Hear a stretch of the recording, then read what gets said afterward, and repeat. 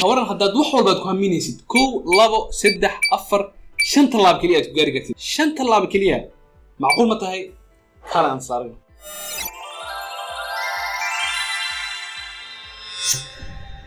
السلام عليكم أصحابي كل شيء جهل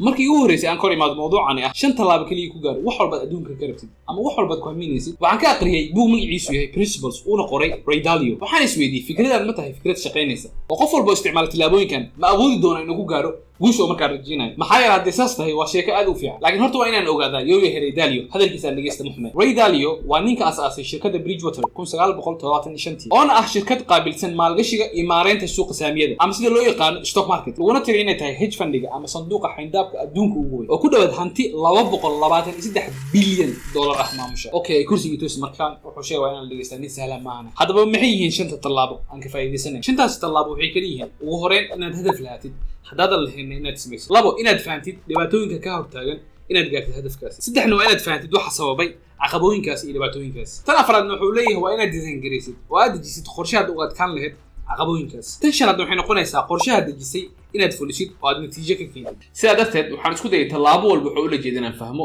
siday igu noqoto tixraac oo wax walba maskaxda gashto aan ku gaari karo buugiisaan aqriyay wareysigiisaan dhageystay waxaan rabaa muuqaalkan inaan kula wadaago natiijada soo baxday دراسadaas haddaad ku cusubtahay channelkan horta soo dhawo magacaygu waa Cabdalla Shuute waxaan ku dadaalaa inaan kula wadaago fikradaha aan ka faa'iiday buugtaan aqriyay muuqaaladan daawaday iyo koorsooyinkan qaatay si fudud adna ku caawin karta noloshaada inaad ku dabaqdo sidaad ugu faa'iidaysatid ha hilmaamin inaad subscribe gareysid like na saartid muuqaalkan sida uu gaaro dad kale oo ay kana uga faa'iidaan waa walaalkiina saaxiibkiina Shuute idin leh daawasho faa'iido leh wuxuu leeyahay adeer Ray Dalio ninkaas la aqoon wuxuu yahay adeer leedahay nin hanti leh aqoon leh khibrad leh noloshiisa iyo waqtigiisa inta ka dhimanna oo soo jeesta dad kale inuu wax u faa'iideeyo adeerkay inuu noqdo aan dib kuma qabo adna adeer asigoo kale ilaaha ku saar muhiimada waa inaan wax ka baranaa qofka heerka gaaray macnihiisana ma ahan mabaadi'diisa iyo wax walba uu sameeyay ku raacsanahay hadafkeena waa inaan ka qaadanaa kaliya waxaan ugu baahannahay sida farsamooyinka iyo talaabooyinka oo isticmaalo kadibna anagoo mabaadi'deena iyo fikirkeena raacayno ayaan wax rabnaa inaan ku dabaqno nolosheena wuxuu leeyahay ugu horeyntii waa inaad lahayd hadaf una jira waxaad ku haminaysid oo aad rabtid inaad gaartid maxaa hadafkaas wuxuu xadidi doonaa wadaad mari lahayd qofkaad noqon lahayd ama aad noqon doontid iyo meeshaad wax ka bilaawi lahayd tusaalahan qof rabo inuu noqdo orodyahan iyo qofkoo kale oo rabo inuu noqdo programmer macquul ma tahay isku damaraan way iska caddayn macquul noqonaynin maxaa yeelay mid waxa laga rabaa inuu istaago oo maanta ordo wuxuuna maanta ordo ka fikiraa 100 mitir saan ugu ordi kara 9 second saan ugu fiicnaado Usain Bolt midka kalena waa maanta ordo korfare computer oo laga yaabo inuu ka fikirayo sidoo uu sameyn lahaa applicationka Facebook iyo TikTok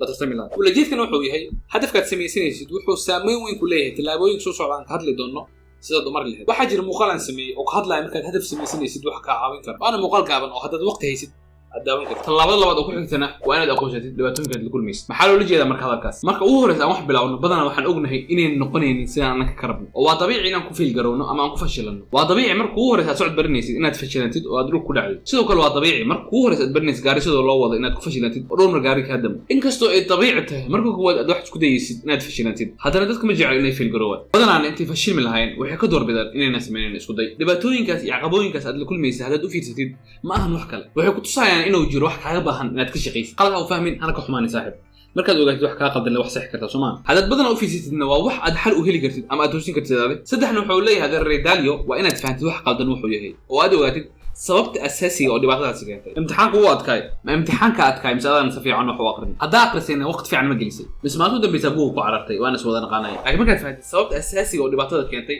inaad xalisid way ku fududaanaysaa carabtu waxay dhahaan faham su'aal nisfa al-ijaba su'aashina fahamtid waa jawaabta kala barkeeda intana sidoo kale inaad mushkilada fahamtid waa xalka kala barkiisa marar badan qaadkaas wuxuu noqon karaa qaad dhankeena ka imaada ha noqoto aqoon dari ama khibrad la'aan markaas hayso oo dhibnu waa inaan qiran maana qaldami karo maana qaldan aniga afarna inaad design gareysid oo aad qorshaysid halkaad ugu gudbi lahayd caqabada markaa ku haysato waxa dhici karta marka inaad samaysid qorsho aad isleedahay xal uu noqon karaa mushkilada markaa ku haysato oo hadan shaqeyn way markaas oo kale waxa loo baahan karaa qorshe inaad wax yar ka saxid ama aad wada bedeshid qorshaha marka aad wadatid oo aad liimaatid formulada adiga ku shaqeynaysa maalinta ku shaqeey laakiin waxaad ogtahay mushkilad walba noocan ah inaad xalkeeda heshay oo aad qorsheeda haysid waxyaalo ugu muhiimsan Ray Dalio oo hadla buugan waxa kamid ah wax walba inuu u sameeyo system wax walba kaaga baahan laba mar ka badan inaad sameeysid waa inaad u sameeysid system sidoo juhdiga iyo waqtiga kaaga lahay mar walba aad u dhaqaaleysid shan wuxuu leeyahay waa inaad fulisid oo aad dabaqdid qorshaha degsatay markaad soo gaartid marxaladan waxaad ogtahay hadafkaaga waxaad rabtid waxaad kale ogtahay dhibaatada ku haysata iyo waxa sababay waxa kale ku degsan qorshe oo kaaga baahan inaad fulisid marxaladan iyo talaabadan waa meesha tijaabin lahayd waxaad ka soo shaqeysaa hadda kale markaad tijaabada sameeysid wax ma qaldami karaa ha wax uu qaldami karaa laakiin waxaad ogaan kartaa si sahlan meesha wax ka qaldameen iyo sababta ay u qaldameen waxaad awood u leedahay inaad u laabatid meesha wax ka qaldan yihiin aad soo saxdid process-kan aad ku soo celisid إلا وكاغا شقيو wuxuu leeyahay Ray Dalio qof walba arkaysid oo heer gaaray ha noqdo qof magac leh hanti leh ama ha noqdo qof ikhtirac sameeyay wuxuu si fiican u fahmay shantaan talaabo isla markiina dabaqay waxa laga yaabaa markaad isweydiinaysid aniga baan fahmay shantaan talaabo waan dabaqi karaa maxay kala duwan yihiin dadka heerka gaaray waad sheegaysid dadka heerka gaaray ama wax cusub alifay kama baqaan inay fil garowaan ay ku fashilmaan waxay sameeyaan maxay waxay og yihiin inuu yahay wadada kaliya wax lagu baran karo hadana lagu sixi karo Albert Einstein maruu ka hadlayay sameeyta qaladka wuxuu dhahay qofka bini aadamka inuu qalad sameeyo waa la aqbali karaa hadduu wax ka barana maxay qaladka waa fursad weyn aad ku ogaanaysid waxa shaqeynaya iyo waxaan shaqeynayn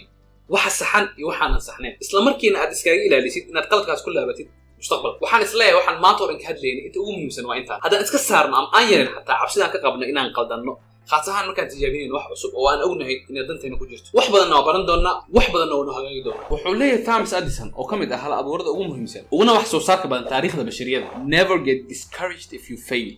learn from it keep trying wuxuu leeyahay marnaba haniyad jabin hadaad guul daraysato guul daradaasi ku qabsatay wax ka baro isku daygana meesha ka sii wad waxaan halkan ugu baaqaa nafteyda iyo asxaabteyda iyo dhammaan dadkan jeclahay inay cabsida iska joojiyaan khaas ahaan cabsida ka hortaagan inay sameeyaan wixii og yihiin dantooda inay ku jirto waxaan run ahaantii aad kaaga mahad celinaa waqtigaaga qaaliga oo aad ila qaadatay hadaad muuqaalkan ka heshay fadlan like sar oo la wadaag asxaabtaada iyo dadka jeceshay waa walaalkiina iyo saaxiibkiina shuto idin leh mustaqbal wacan